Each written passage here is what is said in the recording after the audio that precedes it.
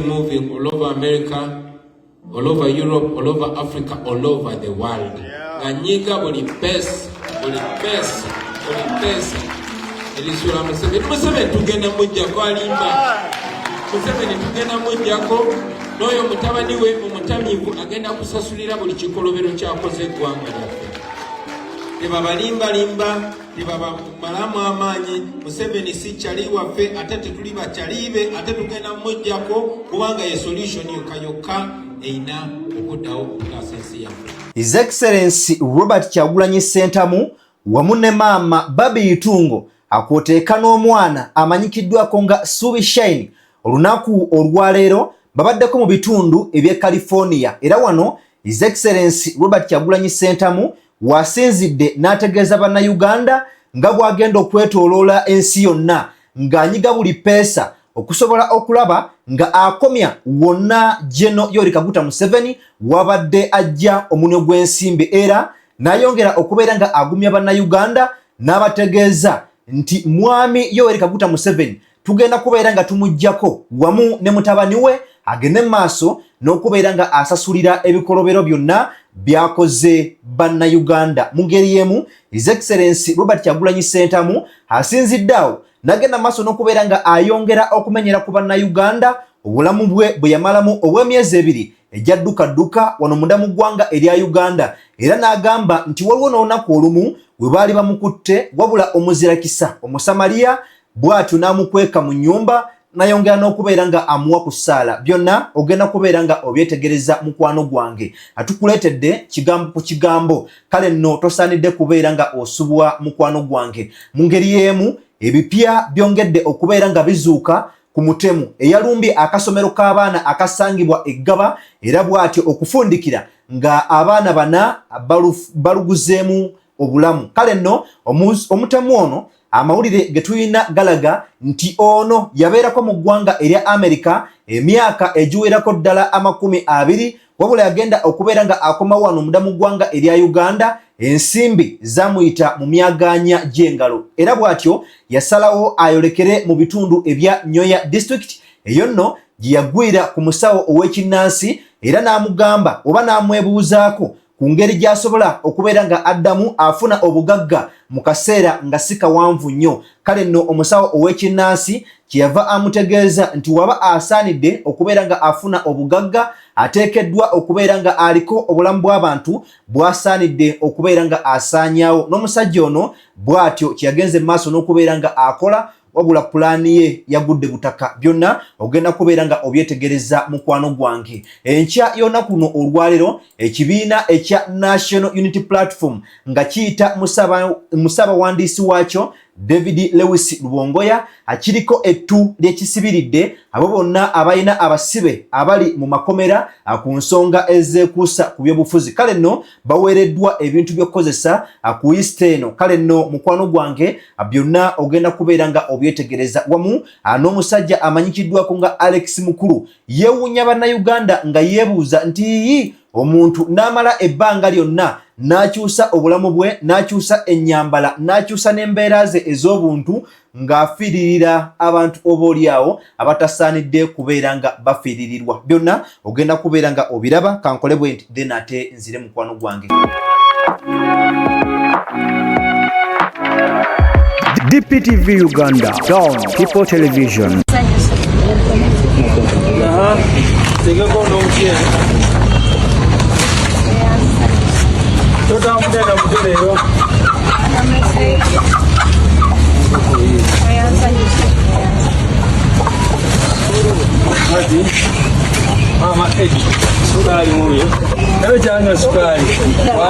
Toyingira nnyo munda baba. Abazikulu ekiriiryo omuceere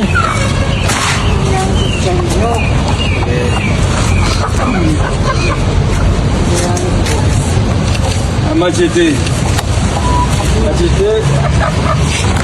jangu wana. Alright, nga bweri enkola y'ekibiina ekya National Unity Platform nti buli wabeerawo olunaku olukulu bagabanako oba olyawo ne famire zaabo abantu abali mu kunyigirizibwa oba abali mu makomera ku ngeri eyekuusa ku byobufuzi. Era n'enkya yonna kuno olwaleero ekibiina ekya National Unity Platform ekisinziira mu maka gaabwe agasangibwa e Makerere Kavule wamu nga kiyita musabawandiisi waakyo amanyikiddwako nga David Lewis Lubongoya bakedde kubeera nga bagabula famire z'abantu bano mu bikozesebwa obaolyawo ebyenjawulo. Era wano David Lewis Lubongoya aliko ebintu byagenze maaso n'okubeera nga atangazaako byenjagala ogenda maaso n'okubeera nga ate nkuwaako mukwano era balowooza ku famire z'abantu baffe olunaku olwaleero tuli wano ku kitebe kyaffe kya NUP. Ekisooka kwebaza abantu baffe bonna bonna ababeera balowooza ku famire z'abantu baffe ababuzibwawo abali mu makomera abattibwa n'ebirala bwe bityo. Weewaawo tulina okusoomoozebwa okw'enjawulo naye tugenda mu maaso okulaba nga tusigala nga tuli famire tetusobola kukola byonna byonna nga byetwalyagadde okukola olw'obuzibu bwe tubeeramu. Naye twagala kubeebaza abo abatujjukira era njagala kwebaza omukyala Nayiga Rose. Oyo mukyala buli mwaka yeewaayo ye ku lunaku lwa Easter ne Christmas n'aleeta ebintu ebiyambako ku bantu baffe naddala bali mu makomera n'abo abalala balina ebizibu ebyenjawulo ababuzibwawo n'abalala. So tumwebaza nnyo nnyo nnyo era olunaku olwaleero tusobodde okuteka akamwenyumwenyu akatonotono ka famire z'abantu baffe abali mu makomera. Nabo tubeebaza abaana mwebale nnyo okuguma, mwebale nnyo okubeerayo, mwebale nnyo okusabira abantu bammwe, mwebale nnyo byonna byonna byemukola. Okusingira ddala tubanja abantu baffe of course kubanga abantu abaliyo tebalina musango. Tuli wano ne maama wa Edi Mutwe, tuli wano ne sisita wa Machete, tuli wano ne Anti Olivia Lutaya, tuli ne mukyala Damulira gwe babuzaawo, ate tuli wano ne maama wa Kawenja Mbabazi. Kakati bw'oba olowoozako abantu bonna bonna n'olowooza ku buzibu bwe bawangaliddemu tosobola nakitegeera kubanga balina abaana balina ebizibu byonna naye so kitusinga okukola ku kubanja abantu baffe n'okulaba nga waliwo obwenkanya. Abo abantu baffe abali mu makomera bateebwe, ababuzibwawo twetaaga kumanya abantu baffe abo balagawa. Okay, yoyo ssaabawandiisi w'ekibiina ekya NUP amanyikiddwako nga David Lewis Lubongoya. Era awo wetusinziira okubeera nga twebaza abakulembeze bonna ate mu kibiina ekya National Unity Platform. Okay, bwe mbanga nkuggyeko eyo mukwano gwange ate kankutwale mu mboozi eyagenze maaso n'okubeera nga eshookinga bannayuganda era nga wetwogerera waliwo ebipya ebyongedde okubeera nga bizuuka ku mutemu ono eyalumbye essomero erimu erisangibwa mu bitundu eby'Emakindye ate wali eri mu kitundu eky'Eggaba. Kale nno okusinziira ku information gye tugenze maaso n'okubeera nga tufuna enkya y'olunaku luno olwaleero, omwami oyo gogenda maaso n'okubeera nga olengera ku screen yo amannya ge ag'obuzaale ye Okello Christopher Onyumu era nga ono ye mutemu eyakwatiddwa olunaku lulamba oluyiseeko emabega. Kubyongedde okubeera nga bizuulibwa okumu Onyumu ono nno eyasse abaana abana ku kindergarten emu yabeerako mu ggwanga erya United States of America okumalira ddala emyaka 20 era kigambibwa nti yakomawo obulamu bwe bwayongera okubeera nga bukyuka mukwano gwange. Kale nno nti ensimbi zonna ze yafuna zaamuggwako era bwe yatuukira wano munda mu ggwanga erya Uganda nga mwavu mponga byoya. Kale nno bwe yakomawo yatuukira mu disitulikiti ey'Ennyoya era ng'eyo yakomawo ng'ategeezezzaako ne ku bafamire ye nti alina ebintu by'agenda okukolerayo era nga mu bintu ebyo mwalimu n'okubeera nga atandika ebintu by'obulimi. Wabula embeera yayongera ddala okubeera nga oboolyawo teyamutambulira bulungi era bw'atyo kwe kufuna ekirowoozo bw'atyo n'alumba omusawo w'ekinnansi mu ngeri y'okubeera nga amwebuuzaako butya bw'ayinza okubeera nga addamu afuna ensimbi zitandike okubeera nga zimuyitaba ate nga tewayiseewo kaseera kawanvu nnyo. Kale nno ku information endala gye tugenze mu maaso n'okubeera nga twongera okufuna, omusawo ono yamugamba nti ekyokufuna obugagga tekyandibadde kizibu wabula okufuna obugagga buno oteekeddwa okubeera nga oliko abantu bojje mu bulamu bw'ensi. Kale nno omusajja mukulu ono naye ekirowoozo kyagenda maaso n'okubeera nga kyongera okumukuliramu era bw'atyo n'akomawo wano mu bitundu ebya Kampala era nga batulaga nti yapangisaako mu bitundu eyo ebyekyanja okumalira ddala emyezi nga 2 eyo nno gye yavudde bwatyo n'ayolekera ku kasomero akamu newankubadde nga waliwo information endala egenda maaso n'okubeera nga etambuzibwa mukwano gwange. Ku bimu ku ebyo bye njagala okubeera nga ngabanako naawe ku lunaku olwokubiri nga incident tennaba kubeera nga etuukawo, omusajja ono yasobola okubeera nga akyalirako essomero lino ne bamubuulira obaolyawo ebyetaagisa okubeera nga aleeta omwana ku ssomero lino. Wabula ku lunaku olulala yaddayo ku ssomero lino era ng'agamba nti yali azzeeyo kusasula ssente era bw'atyo n'asasula emitwalo egiwerako ddala 18 ku ssomero naye nga akozesa mobile money. Then bwe yasobola okubeera nga yaddayo n'ekyambe nga agamba nti azzeeyo kumaliriza ssente ezo ezaali zibulayo okuleeta omwana we era bw'atyo nakkira abaana bana okukakkana nga abamezezza oba nga abakkiriza eri wansi obaolyawo bonna ne bava mu bulamu bw'ensi era bw'atyo poliisi yasobola okubeera nga eddukirawo mu bunnambiro negenda maaso n'okubeera nga emukwata ate n'emuggalira mu kaduukulu kaayo era nga essaawa zino nategeddeko nti ali wali ku poliisi ey'Ekabalagala ng'okunoonyereza bwe kugenda mu maaso. Wabula ku information endala eyayongedde maaso n'okubeera nga efunibwawo ono kigambibwa nti mu mwaka ogwa 2017 era aliko brother we gwe yajja mu bulamu bw'ensi naye nga mu kaseera ako teyasobola kubeera nga asibwa. Kale nno okunoonyereza nga bwe nkugambeko akukyagendera ddala mu maaso mukwano gwange naye nga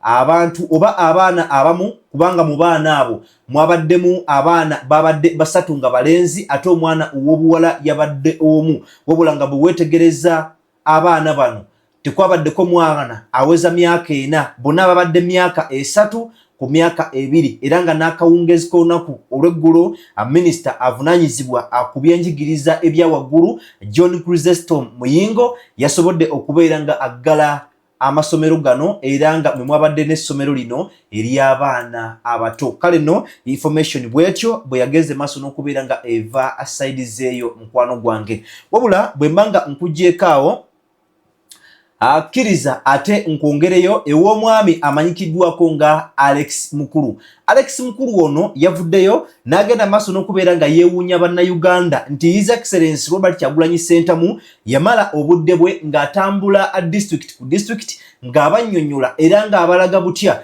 bwe basobola okubeera nga beetawuzaako obufuga buno oba obufuzi obwamusibira mu bbwa. Wabula bannayuganda bonna byonna bye babagambanga ate obaolyawo babirekanga nkoto tebasobola genda maaso na kubeera nga babiteeka mu nkola era ebigambo bya Alex Mukulu byafaananyeeko bwe biti. Naava mu geto omwana eyeeyamye ne yeekyusa naava mu geto n'awasa bulungi n'azimba bulungi n'addayo n'asoma ku lwammwe kati alimu ekizayiro ku lwammwe abaki abadongo alwanirira ffe n'okusinga ekirala kyonna aggulawo ekkubo lyaffe abantu bakkirize tetwali basiru ng'abazungu bakituteekako obanga bajjajjaffe.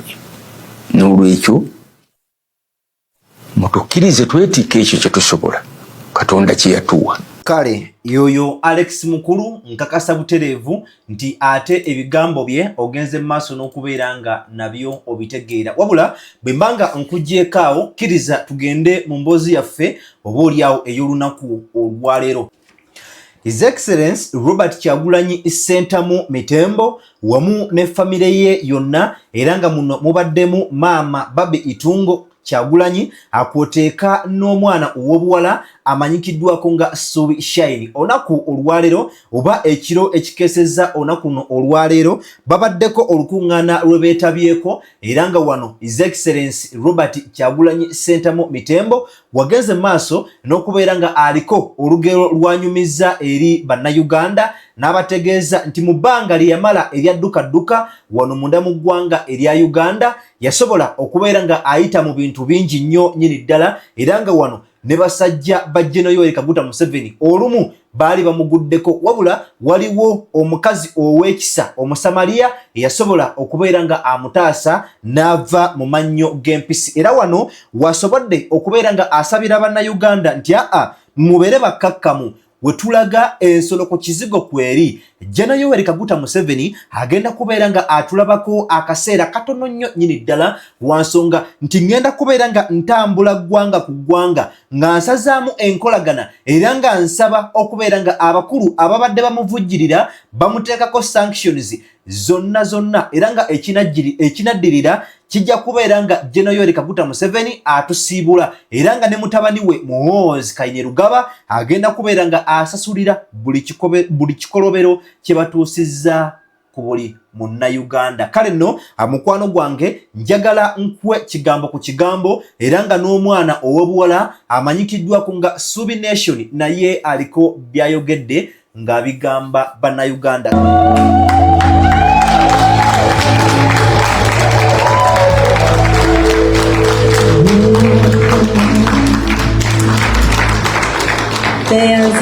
neyansenge nga bwe tuyibiridde ffenna mbadde nsaba twanirize pulezidenti waffe omwana Kyagulanyi Ssentamu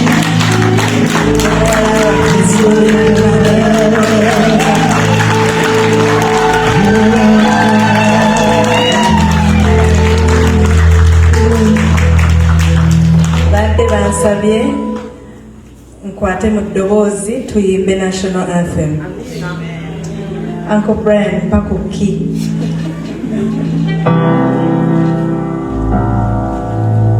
Oh, Uganda, may God have glory. We lay our future in thy hands. United, free, holy.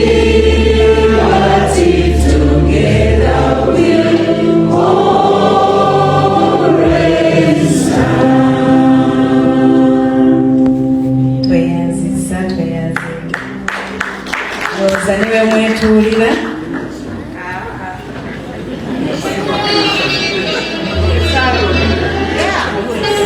mwagala engule tuwanike.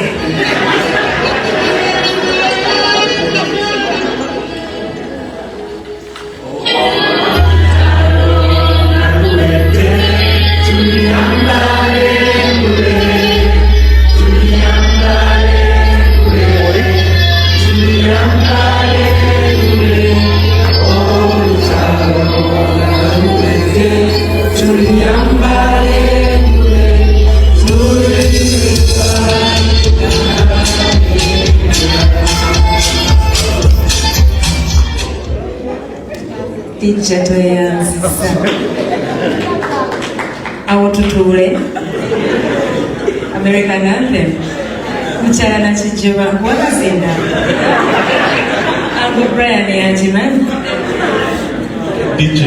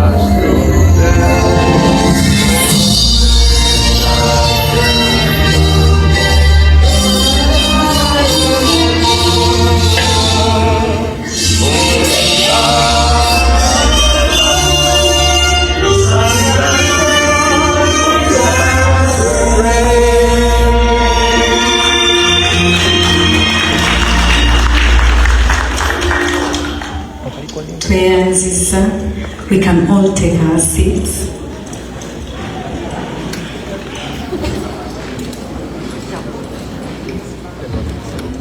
Mchana Aisha had omulimu, and my duty was to invite the president to come and speak to us. Sir, Your Excellency, please speak to your people. Thank you. Thank you, Mama. Actually, lately I always insist that you are the star, not me. However, I understand over microphone wogana nnyo bwegikendezeko katono monitor webale nnyo sebo. Ladies and gentlemen, we are really humbled to be in your presence today. Mama is always more eloquent on such.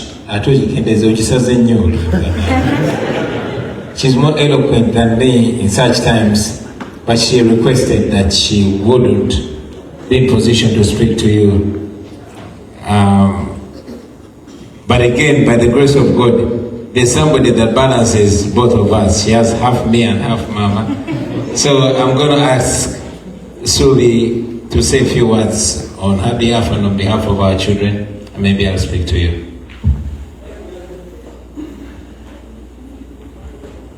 Good evening, everybody. My name is Suubi, as you already know.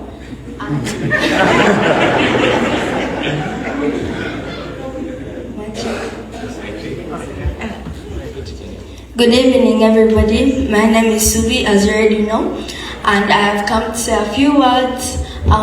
First of all, I wanted to say I'm happy to represent my siblings who aren't available to come here. And I wanted to say thank you for joining us to pray today on Good Friday, and thank you for supporting my father through his struggles.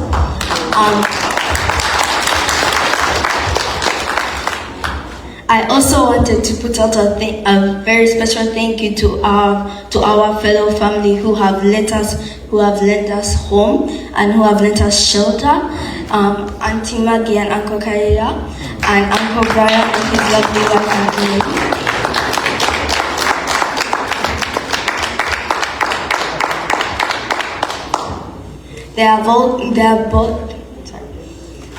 They've all cared for us and given us all their love, and I appreciate that a lot. And they've given us shelter, food, and have provided us with any need we need.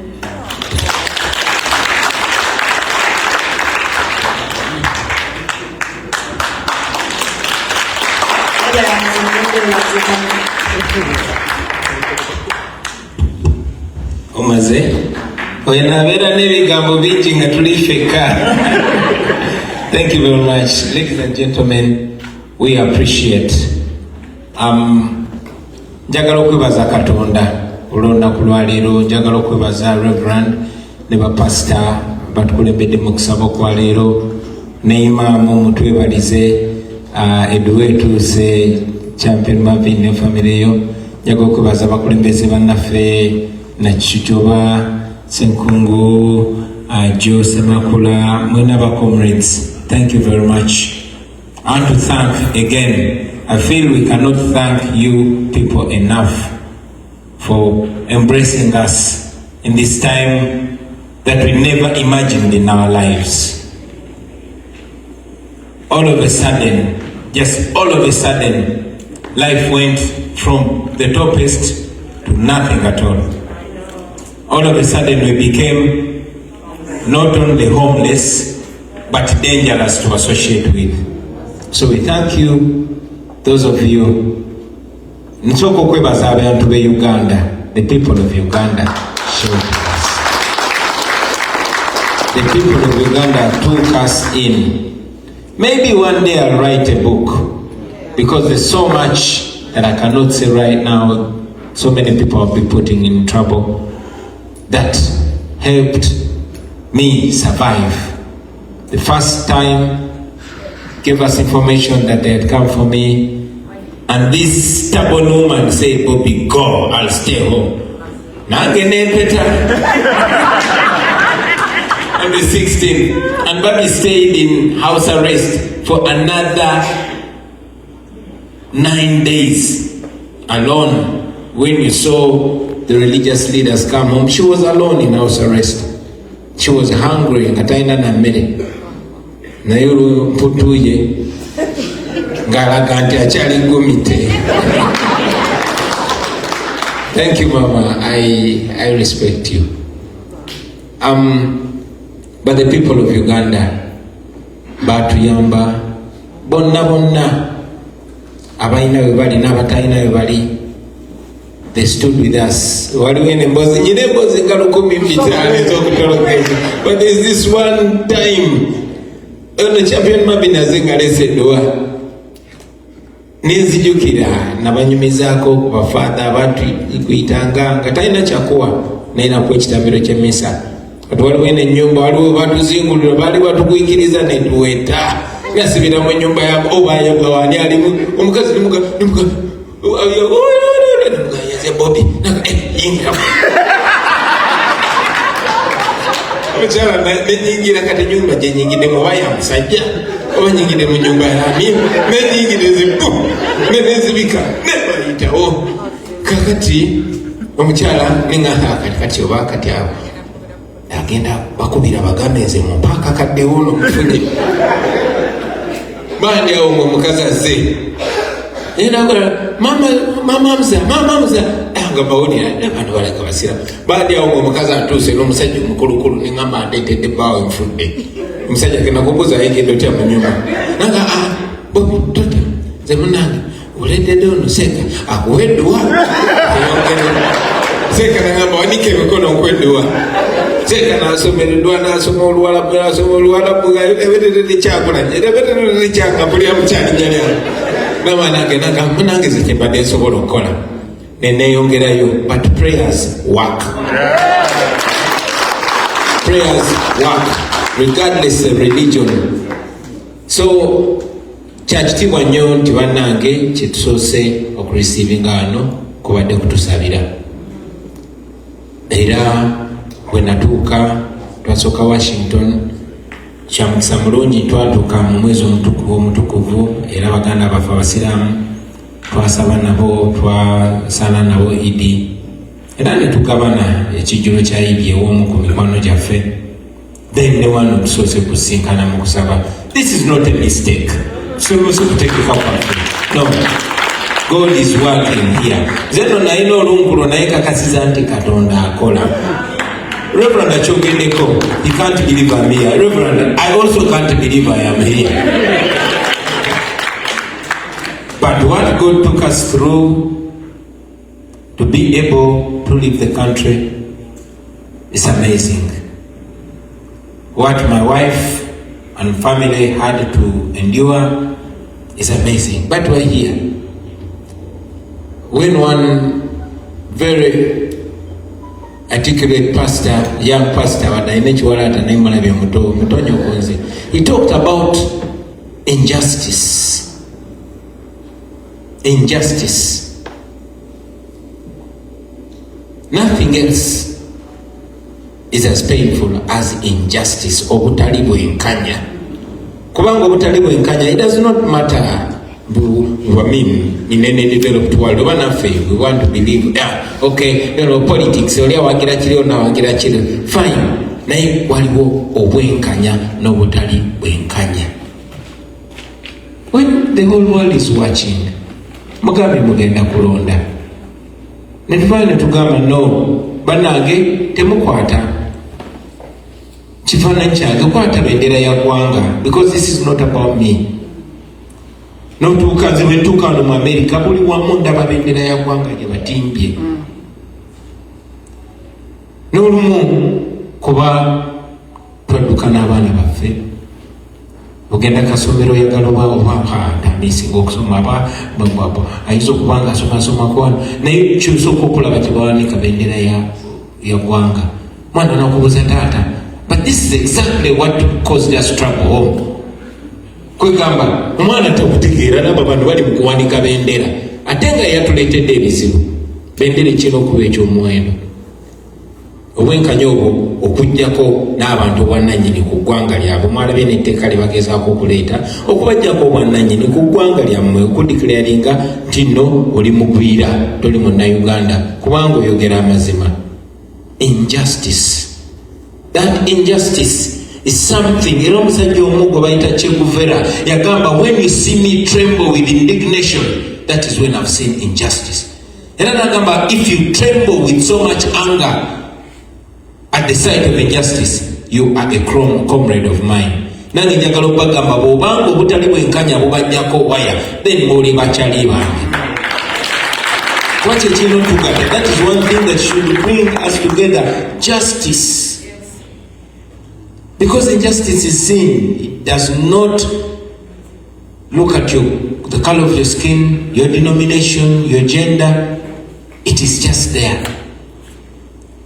We meet on Good Friday when our Lord Jesus Christ was crucified for what is just, for standing for what is right. But we are constantly told, now 2026 years later, that at the end of the day, justice wins. So, while we are here on the run for our lives, even when we know we are even pursued, even now that we are very far away from home, now that I'm dealing with a family, traumatized family, trying to find meaning for our lives, we strongly believe that at the end of the day, justice will prevail and justice will win. So, don't be broken, don't be beaten down. Injustice, even if it is temporarily victorious, it can never ever have the last laugh.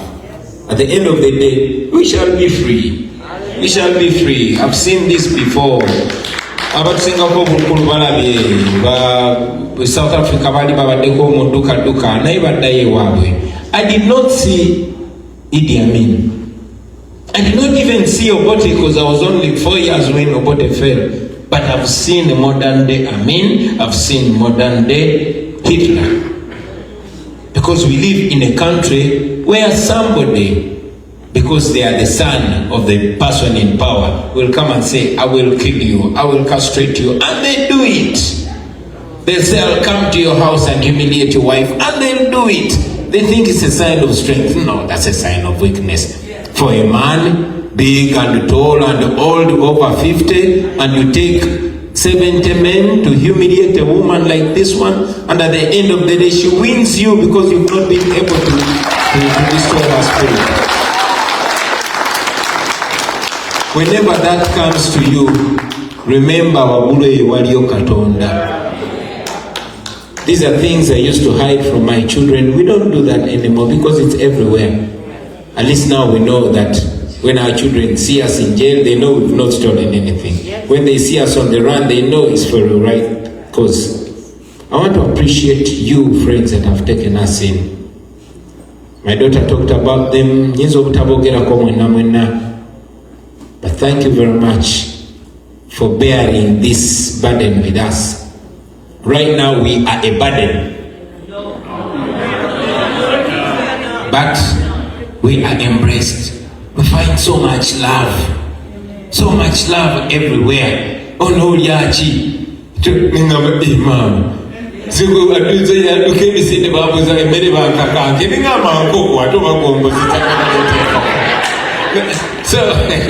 thank you, friends.